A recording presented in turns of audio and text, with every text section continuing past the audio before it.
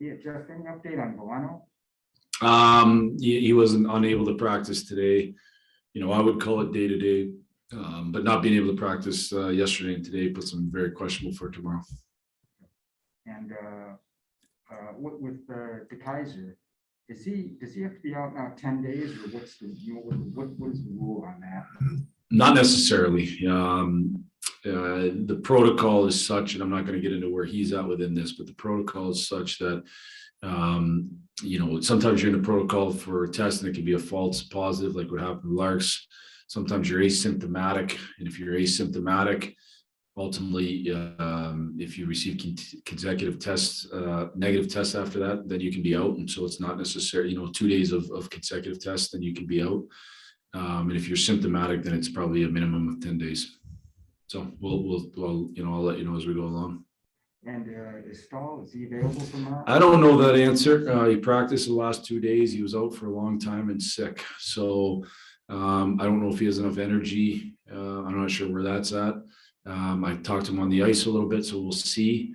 And then we just got to make sure that, he's had enough practice time, skating time after being off for whatever, eight days or whatever. So we'll talk to Stalzy tomorrow, get with our training staff, and we'll make the best decision for him, not just for tomorrow night, but for the future couple of weeks as well. Like at the start, you had Smith on that line, Suter and Fabry. Is that something you're considering for tomorrow? Yep, something we're considering. Yep. And what's your thought process there, putting Smith up there? Big body. We kind of have two shooters in Fabs and Zadina. So you're kind of the same type of player.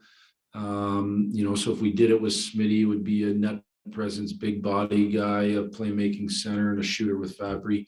I would also say that line has been, they've gotten chances, but they're a little bit, all a little slight. And so you get a big body up there as well. So I'm not sure if we're going to stay with it, and certainly don't know if we'll stay with it in the game, but it's something we wanted to look at. And with Smith, after early in the season taking a lot of penalties, he has gone quite a few games now where he hasn't taken the penalties. Is it kind of a balancing act that he has to kind of learn? I mean, and obviously playing his aggressive style, but without taking bad penalties. Yeah, for sure. And I think there's probably three different kind of penalties. You can take a penalties for being real physical and aggressive, and those are ones we can live with. You can take penalties from being somewhat, I would call it lazy in your feet, like the hooks and the holds and stuff like that, where those are not ones we don't want. And there's penalties after the whistle that we don't want. So he just needs to learn that balance of playing extremely hard, extremely physical, whistle to whistle. And then, once the whistle blows, getting back to our bench. And if he's upset people, great, but don't need to chat a lot, just get back to our bench. So it's something, that we've talked to him about. And sometimes when you talk about that, maybe you take away some of the aggressiveness, and we'll continue to make clear to him that, we'd love to see him be a physical presence, which I think he has been at times over the last couple of games. But there's a lot more to it with him. I think him and I've talked lots about being real good in our zone, being real good with the puck moving up through the ice. He should be a real simple player with the puck moving up through the ice. He should be get it out at our blue line, get it in at their blue line, and play in the ozone, because that's where, to me, he can separate himself. He's got a unique skill set when he's in the ozone. So let's get there. Thanks, Jeff. Yep. Ted Colfin. Hey, Jeff, you kind of answered it right there, but have you noticed a little bit of an uptick with him since, I think, you scratched him, what was it, like early last week or something? He's been a little bit more noticeable and just active, or whatever you want to say here, these last few games? Yeah, I think he's been solid the last 3 games. The Vegas game, I thought, he made a mistake or two defensively, but he was a presence in the offensive zone. And I thought he was better defensively in Arizona. I thought he had a couple opportunities. He came back, he stopped, he did the right thing. And I thought the last game, he was a solid player.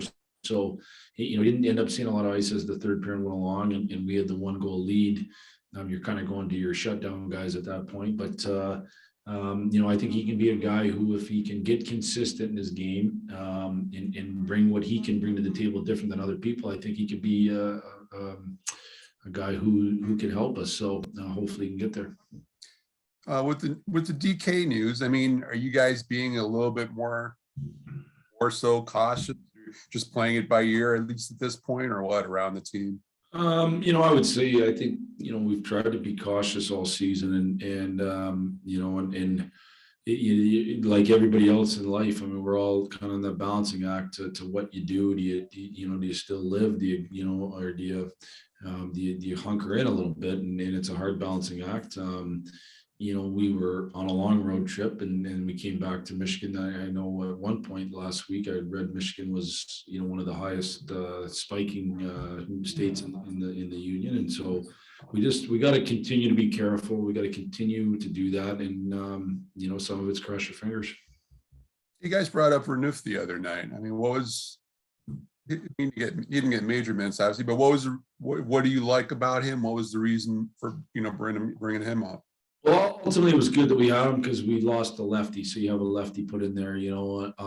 Lashoff's been a little bit troubled with some injuries down. So, Renouf's been a little fresher that way. Danny's played in the NHL, played last year. Does a real good job on the left side. I think he can kill penalties. We weren't going to throw him in without even practicing it, but he certainly is a guy who we have confidence killing penalties. He can be a guy who can be physical and hard. He's pretty smart, so if he can do that, he can help us. Sounds good. Thanks. Yeah. Jonathan Mills. Jeff, appreciate your time today. We've seen players bouncing in and out with COVID protocols, injuries, players being brought up, how important it is, regardless of win or loss, to have that chemistry, and what does that look like for you? Well, I think chemistry, you can kind of take that a number of different ways. I think, one part of chemistry is just having guys that know what they're doing, 5 guys that know what they're doing on the ice and can play instinctively without, thinking too much. And, when you have new pieces in the lineup, it's hard to quite have that. The more you play together, I think the more you can play as an instinctive 5-man unit or 2-man unit or 3-man unit. There's always a little juggling process when you're even guys that have been here that haven't played, you get a little out of the rhythm. And so, a guy like Jordan Osterley hadn't played much, it's hard to get that rhythm going right away, and hopefully he can continue to get it going more and more as he plays. But it's just a fact of life, and guys have to come in and fill holes and do a good job. Thanks for your time. Yep. That's it for us today. Thanks, everyone.